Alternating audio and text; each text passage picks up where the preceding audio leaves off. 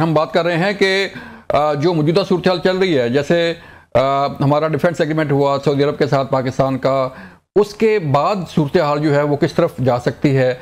जैसे UNGA जा रही है, वहाँ पे पाकिस्तानी वज़ीर-ए-आज़म शहबाज शरीफ का खिताब भी जो है वो होना है कल, और आज उनकी जो मुलाकातें हैं डोनाल्ड ट्रंप के साथ वो भी मुतवक्को हैं मुलाकात होनी है, ये तय हो गया है। इस मुलाकात के बाद खित्ते की सूरत हाल किस तरफ जा सकती है। आपके इल्म में है कि पहलगाम फॉल्स फ्लैग ऑपरेशन के बाद मार्का हक में जिस तरह इबरतनाक शिकस्त हुई इंडिया को, तो अब वो दोबारा से संदूक 2 की धमकियां दे रहा है।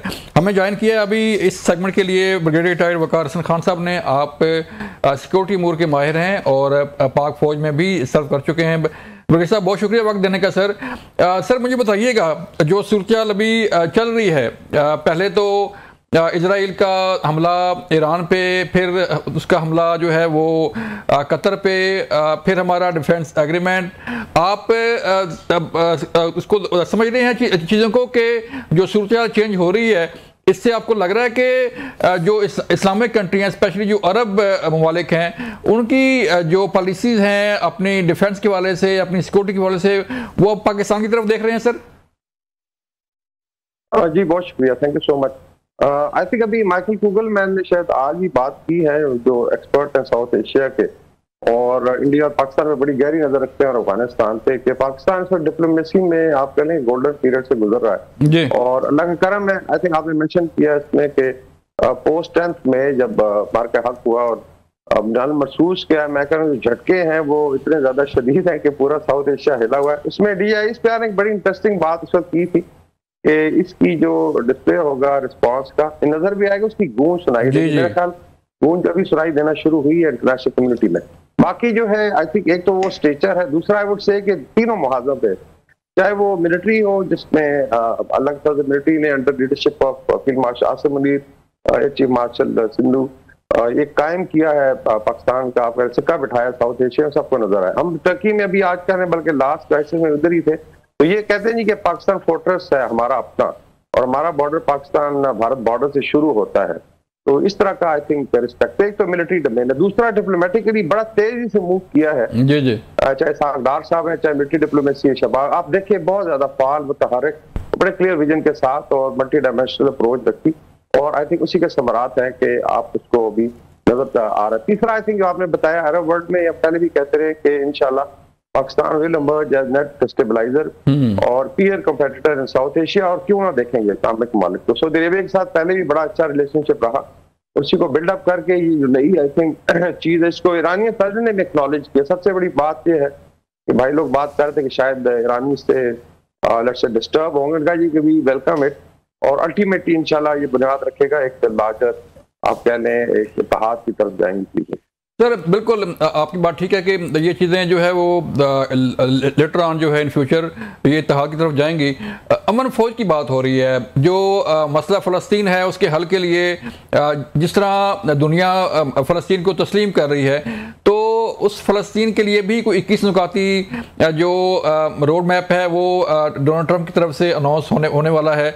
तो जो सर अमन पीस की बात हो रही है, अमन फौज की बात हो रही है कि एक मुश्तरका, जैसे कि पाकिस्तान ने भी ये तजवीज़ दी थी कि टास्क फोर्स बना ली जाए, तो इज़ इट पॉसिबल कि कोई ऐसी फोर्स तश्कील पाए इस्लामिक कंट्री की जो उस गज़ा की सूरत हाल में फ़लस्तीन में जो है वो अमन के क़याम के लिए अपना रोल प्ले करे?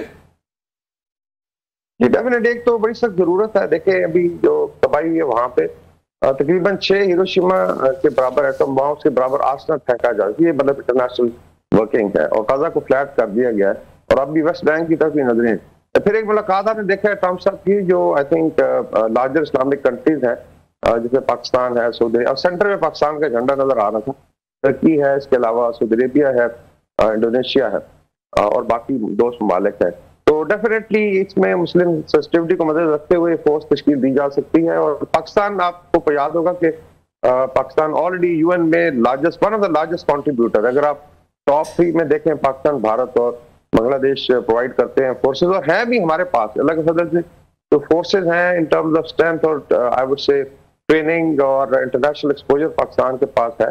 तो डेफिनेटली पाकिस्तान इसको लीड भी कर सकता है। अभी ये क्या अनाउंस होता है, I think that is very important, but I see it in the backdrop of जो मीटिंग थी आई थिंक वहां पे ये बातचीत हुई होगी और हो सकता है ट्रंप साहब की अच्छी अनाउंसमेंट करें, बिकॉज बड़ी सख्त जरूरत है। वहाँ स्टाफ कर रहे हैं लोग, आपका एक फ्लोटिला चला हुआ है, उसको नहीं पहुंचने दिया जा रहा, बच्चों को लिटरली भूख और प्यास से मारा जा रहा है। और मेरी असेसमेंट में 1 लाख से ज्यादा शहीद हो चुके हैं फलस्तीनी, और इनफ इज इनफ। और मेरा ख्याल टाइम आ गया कि एक इस्लामिक फोर्स है वहां पे जाके चीजों को स्टेबलाइज करें। ठीक है सर, लेकिन इसके बावजूद जो है वो जैसे 149 कंट्री जो है तस्लीम कर चुके हैं फ़लस्तीन को, लेकिन जो है वो ट्रंप साहब की जो झुकाव है, जो उनकी पॉलिसी है, वो बिल्कुल एक तरफा है। इजराइल की तरफ जो है वो सारा उनका झुकाव होता है, किसी दूसरे मुल्क की बात सुनने को तैयार नहीं है। तो इस सूरत हाल में जब दुनिया जो है वो एक तरफ हो रही है और अमेरिका इजराइल के साथ खड़ा हुआ है, तो ये दुनिया के जो मुल्क हैं ये अमेरिका के लिए प्रेशर क्रिएट नहीं कर रहे सर? ये बिल्कुल देखिए, स्पेशली जब कतर पे हमला हुआ और मेरे ख्याल अमेरिका ने एक चीज रियलाइज की है कि ठीक है तल्लुकात हैं और इजराइल की एक रीजन है वहां पे क्रिएट होने की, इसने अमेरिकन पर्पस को भी सर्व किया, but now it is counter productive. देखिए चीजें नजर आती हैं यूनिवर्सिटियों में हुए मुजाहरे, अभी आपने देखा फ्रांस के लोग सड़कों पे, इटली में, और बहुत ज्यादा प्रेशर है, बल्कि वेस्टर्न वर्ल्ड बड़ा शर्मिंदा है because they are becoming part of the genocide. तो मेरे ख्याल में अमेरिकन सर्विस भी कैलकुलेट करेगी। इट कांट बी कि जी अनलिमिटेड आप कहने इजराइल को अपने लाइसेंस मिला वो जो मर्जी करे। और ये जो बातचीत हो रही है इसमें most probably America will have to rethink, because जिस तरीके से इस्लामिक इत्तेहाद की बात हो रही है यही वो कॉस्ट है। अगर अमेरिकन भी सिक्योरिटी प्रोवाइड नहीं कर सकते, इजराइल वायलेट करता है उनकी क्रेडिबिलिटी को, तो ये आई थिंक बहुत बड़ा झटका है। तो मेरे ख्याल में अगर सेन जो वहां पे बैठे हुए लोग, डिस्पाइट के जूइश लॉबी जो है या ज़ायनिस्ट लॉबी बड़ी स्ट्रांग है, लेकिन एक रियलाइजेशन है अमेरिका में भी कि इतनी कॉस्ट हम पे नहीं कर सकते। यू हैव टू देखते हैं बड़े बड़े ममालिक हैं मुस्लिम, अगर वो हाथ से निकल जाते हैं तो फिर मेरे ख्याल में खित्ते में उनका इंटरेस्ट देखने वाला कोई भी नहीं होगा। तो शायद चीजें आहिस्ता आहिस्ता उस तरफ जाएं। बिल्कुल आपकी बात ठीक है कि चीज़ों को जो है वो सॉल्व होना पड़ेगा। बगीर साहब, अभी जो अमेरिका डिमांड कर रहा है बगराम एयरबेस की अफगानिस्तान से, थोड़ा सा रोशनी डालिएगा सर, क्या सूरत बन सकती है इन फ्यूचर अगर अमेरिका जो है वो मज़ीद प्रेशर डालता है बगराम एयरबेस के लिए, तो तालिबान गवर्नमेंट जो है वो इस काबिल है कि वो उसका सामना कर सके, या कोई पैकेज डील हो सकती है सर?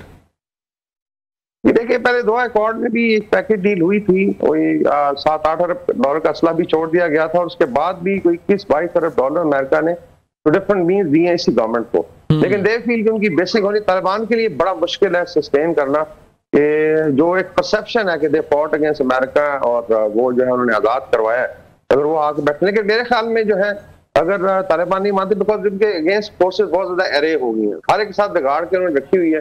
पाकिस्तान उनका बई खा भी था, उनका एक स्ट्रेटेजिक डेप्थ जिसको कहते हैं, we are their strategic depth, उसके साथ भी आप नाराजगी क्रिएट करें, टेररिज्म करें, तो फिर इसी तरीके से अभी नॉर्दर्न लाइन्स भी तैयार है। मेरे ख्याल में अगर ये ज्यादा चूचना होती है तो हो सकता है अमेरिका मिलिट्री इन्वेंशन करे और उसमें तालिबान रजीम को टॉपल भी किया जा सकता है। अनफॉर्चुनेटली जो है अफगानिस्तान दोबारा सिविल वॉर की तरफ जा सकता है, लेकिन होपफुली चीजें बेहतरी की तरफ जाएंगी। मेरी तो तालिबान को एडवाइस है कि आप नेबर्स के साथ हमसायों की तरह रहें, behave like a normal state. इन चीजों की जरूरत नहीं पेश आई है। Don't make Afghanistan hub of terrorism. China भी तंग है से, Iran, Russia, Pakistan, central Asian republic, और अभी दुनिया को समझ आ गई है कि ये इस्लाम के नाम पे I would say it's more of power play है जिसको एक्सप्लॉइट करें। लेकिन सर जैसे आपने बात की कि एक अच्छे हमसाये की तरह जो है वो अफगानिस्तान को अपना रोल प्ले करना चाहिए। पाकिस्तान बार बार जो है ये कहता है कि अफगानिस्तान की सरजमीन पाकिस्तान के खिलाफ इस्तेमाल होने से रोकी जाए, लेकिन अफगान अबूरी हुकूमत जो है वो अपना रोल प्ले नहीं कर रही। आपके इल्म में है कि क्रॉस बॉर्डर टेररिज्म होती है, जो है वो लोग जो है वो यहाँ पे आते हैं, दहशतगर्द आते हैं, इंडियन प्रॉक्सी जो है वहाँ पे चल रही है। तो इस सूरत हाल में अफगानिस्तान सर कहाँ खड़ा है? पाकिस्तान तो हमेशा उसका साथ दिया। ये बिल्कुल, इसमें तो पूरी हिस्ट्री है। अगर आप लास्ट 40 ईयर्स देखते हैं, एक रिकॉर्ड है कि आपने पूरे यूरोप में कई ममालिक की 50 लाख से ज्यादा आबादी नहीं है, इतनी आबादी आपने यहाँ पे मवाक़ात के तहत पाली है मुझसे, लेकिन उसका सिला जो है उस तरीके से हमें नहीं मिला। बाकी we have to look after Afghan, 4 crore अवाम है जिसमें 2 करोड़ खवातीन जो बंद है घरों में।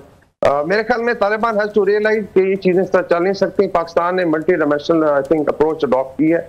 एक तो मिलिट्री अप्रोच है, विद इन आवर बॉर्डर्स है, और अगर जरूरत है तो अक्रॉस द बॉर्डर भी जा सकते हैं। फिर डिप्लोमेटिकली बायलैटरली भी एंगेज किया गया है चाइना के साथ मिलकर, फिर डिफरेंट फॉर्मेट से क्वाड्रिलेटरल फॉर्मेट, इसमें ईरान, रशिया, पाकिस्तान, चाइना है, और मॉस्को फॉर्मेट, और भी इंटरनेशनल प्रेशर है। तो मेरे ख्याल में दे शुड रियलाइज के ये करके देखें एक दफा टेररिज्म पे काबू पाए, ये जो अनासर हैं इनको कला कमा करें, तो they will have definitely win win situation. उन्होंने समझा कि शायद वो एक्सप्लॉइट कर सकते हैं और टेररिज्म को एज अ टूल यूज करके, आंख बंद करके, तो कंसेशन ड्रॉ करेंगे, ऐसा होगा नहीं। Pakistan is determined and Pakistan इंशाल्लाह ताला अपने इंटरेस्ट को भी गार्ड करेगा। लेकिन फाइनल एडवाइस ये होगी कि आप जो है start behaving like a normal state, otherwise फिर बड़ा मुश्किल हो जाएगा। लेकिन सर देखें ना, कितने एनिमी आप नहीं पा सकते जी, लेकिन सर देखें कि जो इंडिया है उसकी इन्वायरमेंट साफ नजर आ रही है। जो इंडियन प्रॉक्सी है और जो फितना खारिज के दहशतगर्द हैं वो बाकायदा इंडिया के साथ रब्ते में है। इंडिया उन्हें फंड कर रहा है, फंडिंग दे रहा है, असला दे रहा है, सब सारी चीज़ें दे रहा है। और फिर अफगान नेशनल जो है वो यहाँ पे आइडेंटिफाई हुए हैं, उनकी शिनाख्त हुई है जो मारे गए हैं सिक्योरिटी फोर्सेस के साथ झड़प में। तो दुनिया भी इसे नहीं देख रही और ना ही जो है अफगानिस्तान को पाकिस्तान ने, आप जानते हैं कि पाकिस्तान ने बार बार जो है कई बार जो है वो सबूत दिए हैं अफगान हुकूमत को, लेकिन इसके बावजूद जो है वो कोई रोल प्ले नहीं किया जा रहा। तो आप ये नहीं समझते कि सर के आइंदा अगर यही सूरत रही तो अफगानिस्तान और पाकिस्तान के दरमियान जो है वो कशीदगी बढ़ सकती है? देखिए, पहले स्पेस ज्यादा थी भारत के पास, स्पेशली ईरान में एक इनडायरेक्ट स्पेस थी, कुलभूषण जाधव वगैरह का आप देख लें। अभी ईरानियंस ने रियलाइज किया कि it went against their interest, और इवन इस जो लास्ट वॉर इसमें भी भारतीय एजेंट पकड़े गए थे। तो एक तो वहां पे बीएलए और किसी हद तक आप कह लें जो टेररिस्ट ऑर्गेनाइजेशन की स्पेस कम हुई। ईरान पाकिस्तान का रिलेशन बढ़ा, तो एक आप कह लें कि बॉर्डर जो है half of it is not quite secure. बाकी अफगानिस्तान के साथ देखें, ईरान की भी यही इश्यूज हैं, टेररिज्म के इश्यूज हैं, और दे आल्सो डोंट वांट कि जो है इस तरफ टेररिज्म आए। तो बाय एंड लार्ज अभी जो है वो पजीरा ही नहीं है रीजन में, और ना तालिबान अभी एक्सप्लॉइट कर सकेंगे, चाइना को भी करें, अमेरिकन के साथ भी करें, और पाकिस्तान के साथ हॉस्टिलिटी रखें। तो मेरे ख्याल में भारत का जो लास्ट ट्रम्प कार्ड है, इंशाल्लाह इसको विद इन पाकिस्तान तो कुचला जाएगा, बाकी स्पेस नहीं रह जाएगी। After all Taliban regime has to survive, उसमें पाकिस्तान का एक बहुत बड़ा रोल है। इसी तरीके से जो बाकी international community they are also watching, इसकी कई वार्निंग इशू की गई हैं। Pakistan is ready to take it to any level, लेकिन उम्मीद है कि इंशाल्लाह चीजें जो बेहतरी की तरफ जाएंगी। यस, ये साल टफ होगा, बट मुझे उम्मीद है कि विद इन पाकिस्तान इंशाल्लाह बीएलए हो या खारिज हो, इनको क्रश किया जाएगा टू द लास्ट मैन, और ये साल इंशाल्लाह पाकिस्तान के लिए खुशखबरियां लेके आएगा।